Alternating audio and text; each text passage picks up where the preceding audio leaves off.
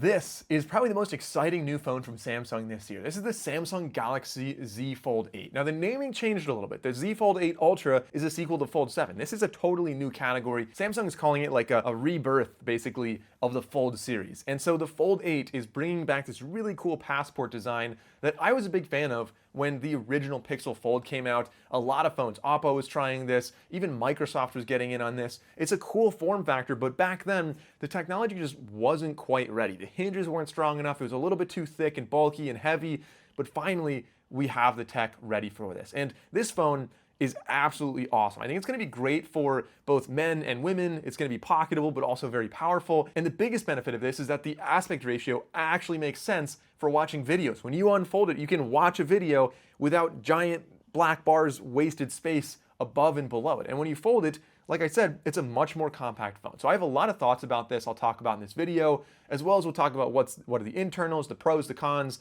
everything you need to know before buying this phone. Which, by the way, if you are at any point interested in buying this phone, I will have a link in the description down below. It's a pre-order link, but usually Samsung gives a few extra perks that if you go through my link, you will be able to access. Sometimes it's like an enhanced trade-in credit, sometimes free memory upgrades, sometimes discounts, or sometimes just cash that you could use towards other accessories for your phone. So again, check out that link down below if you're interested in buying this phone. Now, let's break this down into a couple key parts. The first thing, I want to talk about the shape, the design, and the display before talking about the features and of course the internals. So on the outside, we have a 10:16 display. It's a little bit squattier than, for example, the S26 Ultra, definitely a bit shorter, but it didn't feel like it was a weird display. Like apps still looked normal. You're still able to like do everything on there. And it's not like, I don't know, everyone has different size hands. Maybe my hands are like a little bit larger than average, but it does, like I was able to reach across the phone very easily. It didn't feel like a tiny phone, but it also didn't feel like an unmanageable phone. And then when you open it up, you get a 4:3 or 3:4 aspect ratio,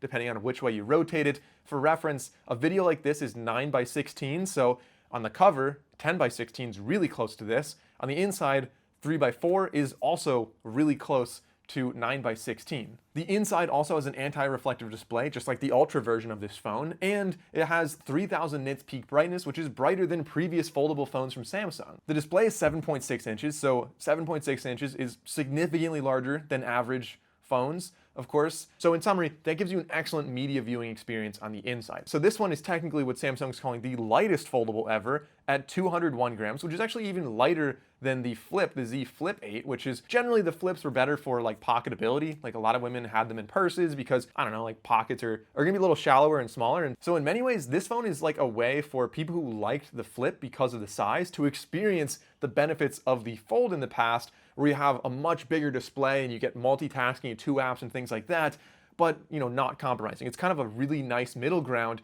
where you get the best of both worlds. As far as the cameras go, this has 2 on the back, so you don't get a telephoto. I think that's a little bit of a downside, but when you're trying to make it a compact phone, that makes sense. They're both 50 megapixels, your wide and your ultra wide. So essentially it's very similar to the Flip cameras, which a lot of people really like. And there's a lot that you can do with this because it's a foldable. You are able to like set this up in like a tent mode, for example, and take photos. You can set it up as a tripod vertically and take photos of yourself. You can also view yourself on the rear or the front display essentially when you unfold it. So you can take selfies using the best camera on your phone and then also see what's actually in view. So there's really endless options with these foldables, especially with cameras, and I think that really has a big benefit. On the inside, you still have a selfie lens. Actually, you have 2 selfie lenses. You have one on the cover display, and when you unfold it, you have another one on the inside display. Both of them are just gonna be a little hole punch camera. You can see it on the top. And because of that, you actually have dual recording on here, so you can record from the rear lens and the front lens at the same time. If you're doing like a reaction video, like you and a friend are trying a new smoothie or something, you could set that up pretty easily. Another new feature is called My Fan Cam, which essentially lets you crop in and track something within the video. So if you just record a video, say you're at like your kid's sporting event or whatever, basketball game, football game, soccer, whatever, and you just record them with the phone, you can later go into the gallery, tap on the video, tap on edit, then tap on the little AI button and choose My Fan Cam. It'll select all the characters in the video. You can tap on who you want to track, and then it crops it into a social media native aspect ratio. You can also change the aspect ratio if you wanted to, and it tracks them throughout the whole video. It actually does a pretty good job, especially since if you're filming, wide landscape aspect ratio and you want to put it on Instagram or TikTok or something like that, it's just nice that it can track it. It automatically crops it down and track something around the entire time. Honestly, a pretty useful feature and pretty well done. Now, a few key specs for the Fold 8. I've got the spec sheet right in front of me. The inside display is a 7.6-inch display. I think I did actually mention that. The outside display is 5.5 inches, and it's only Full HD Plus, so 1080p, but honestly, most of your experience is going to be the inside display anyway, so I think that's fine. Both are 120 Hertz. The water and dust resistance is IP48, so 8 is really good for water resistance. The dust is a little bit lower, which makes sense. There is a hinge, of course. And for materials, you have Gorilla Glass 3 ceramic on the cover display, you've got Victus 2 on the back, and the body is made out of aluminum. And of course, pricing, this is coming in $100 cheaper than the Fold 7 was last year, so this is $18.99 MSRP. Again, I have links down below. Hopefully you can use them and get like an enhanced trade-in credit or some memory upgrade or whatever. If you're pre-ordering, definitely check out the links. It is definitely a steep price, but it's a pretty solid foldable. So if you can find a deal on that, I think it could be worth it. Under the hood with this phone, big benefit, we have the Snapdragon 8 Elite Gen 5 for Galaxy, the most powerful chip you're gonna get in any Android phone. And I think that is really nice because, they could have put like an Exynos in here, for example. So very efficient, very powerful Snapdragon chip.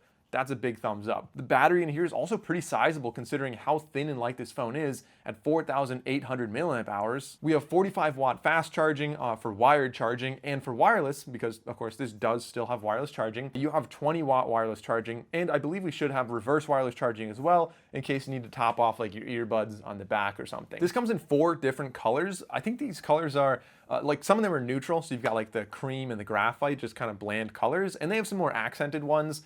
They are like kind of a purplish, I think violet's what they're calling it, and they have more of a greenish hue. I think they call it pistachio, I don't know, maybe mint, whatever it is. All of those linked down below if you guys want to see the other colors. But yeah, so overall, this phone, there's a lot more I could talk about once I'm hands-on with it. If you have any questions, leave a comment below. But my thoughts on it overall, I'm very excited, very bullish on this form factor. I think a lot of people are going to like it. And I think the main benefit is that anyone who had the foldable before that didn't like the outer display with a little tiny keyboard and you wanted something that was better for viewing media on the inside, this absolutely serves that purpose. And anybody who wanted a smaller compact phone like the Flip, for example, but wanted extra utility, this is again giving you the multitasking on the inside of having that wider screen. So on both sides, it really makes sense to me that this is coming out.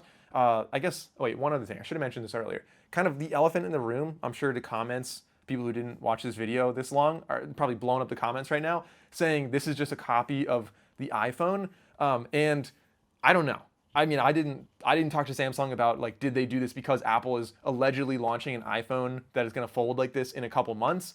Maybe they did, I don't know. Maybe it's just a crazy coincidence, but this is not really developed by either one of those. Like I said, other phones were using the Passport size and form factor back in like 2022 and 2023 from like the Pixel Fold and other ones like that. But I liked it then, and I think I'm really gonna like it now with the thinner, stronger hinge and improved cameras and everything else across the board. So let me know what you guys think about this in the comments below. Again, check out that link so you don't miss out on those little bonuses, and I'll see you guys in the next video about the watch, the Fold 8 Ultra, or the other watch. They all came out at the same time.